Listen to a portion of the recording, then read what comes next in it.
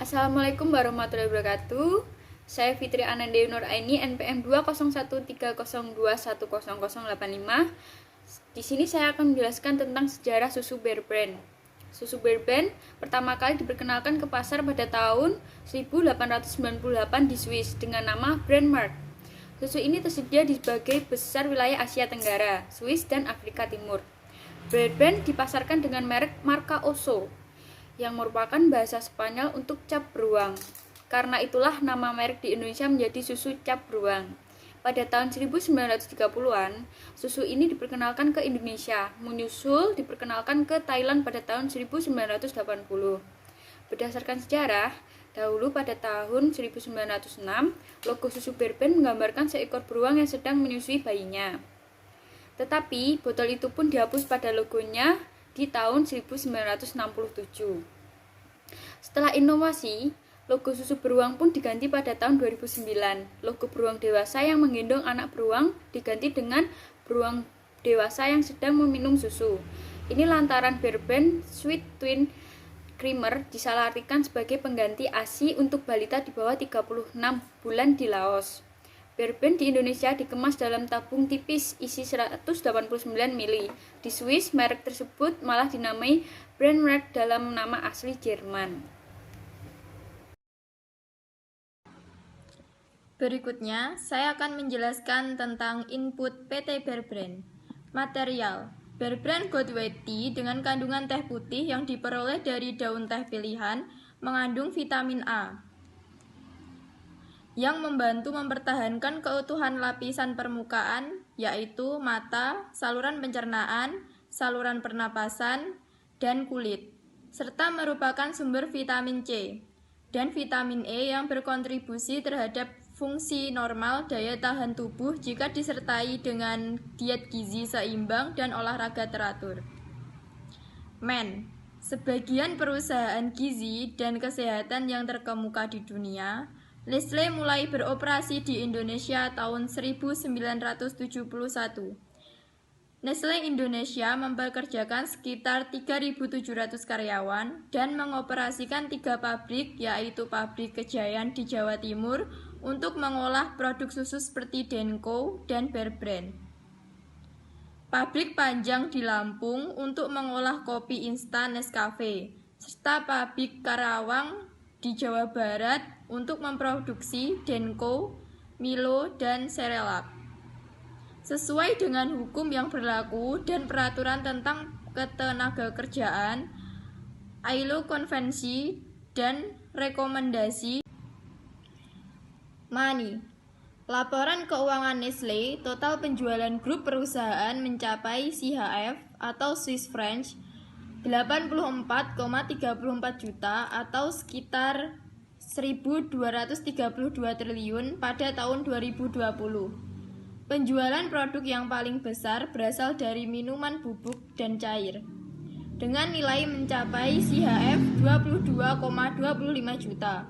Produk yang paling favorit berikutnya adalah produk perawatan hewan, sebesar CHF 14 juta. Sementara di posisi penjualan produk terbesar ketiga, Nestle berasal dari produk gizi dan kesehatan sebesar CHF 12,16 juta.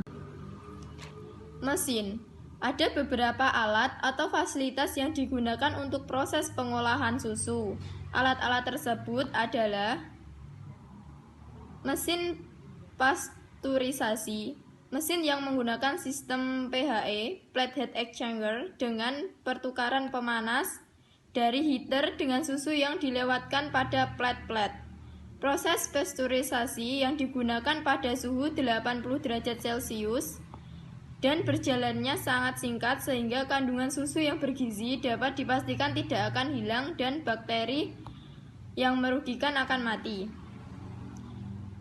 Mesin homogenisasi merupakan proses memperkecil ukuran globula lemak-lemak yang ada pada susu, sehingga lemak pada susu tidak akan tercampur lagi ke atas apabila didiamkan beberapa menit. Hal ini menyebabkan rasa susu yang lebih gurih dan kental. Selain itu, dengan ukuran globula lemak yang semakin kecil, untuk penyerapan pada tubuh akan semakin mudah.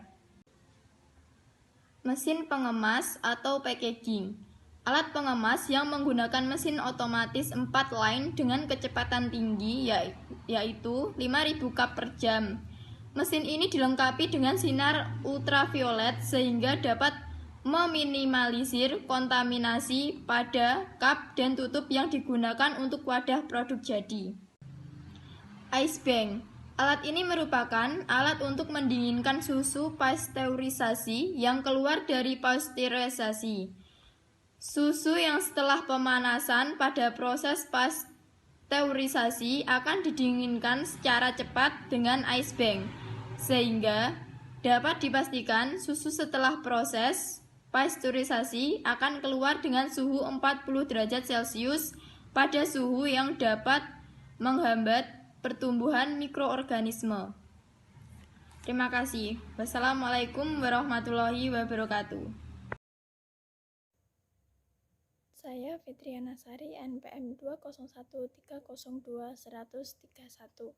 Saya akan menjelaskan bagaimana proses pembuatan susu Bear Brand. Pembuatan susu Bear Brand berbeda dengan susu yang lainnya. Perbedaannya dengan susu sapi lainnya karena susu beruang telah melalui proses sterilisasi yang jauh lebih baik untuk kesehatan. Sterilisasi susu dilakukan dengan cara memanaskan susu sampai di atas titik didih yang akhirnya mengakibatkan bakteri dan kuman serta spora mati. Sterilisasi membutuhkan peralatan khusus dan biaya yang relatif tinggi. Oleh karena itu, sterilisasi susu seperti ini cukup banyak dilakukan oleh industri pengolahan susu. Salah satunya dilakukan oleh Nestle Company. Cara mensterilisasikan susu yaitu sistem UHT atau Ultra High Temperature. Dengan cara susu dipanaskan sampai suhu 137–140 derajat Celcius selama 2–5 detik. Susu dalam kemasan kedap udara dipanaskan pada suhu 110–121 derajat Celcius selama 20–45 detik. Dengan proses seperti itu, menyebabkan kandungan vitamin yang larut dalam air menjadi hilang sebagian. Namun, riboflavin dan kasein merupakan vitamin dan protein yang tahan terhadap suhu pemanasan. Memang, proses ini membuat jenis bakteri dan beberapa vitamin telah mati. Jadi, harap diperhatikan saat kemasan susu sudah dibuka dan segera habiskan minuman susu Bear Brand ini, karena susu ini tidak bisa bertahan lama.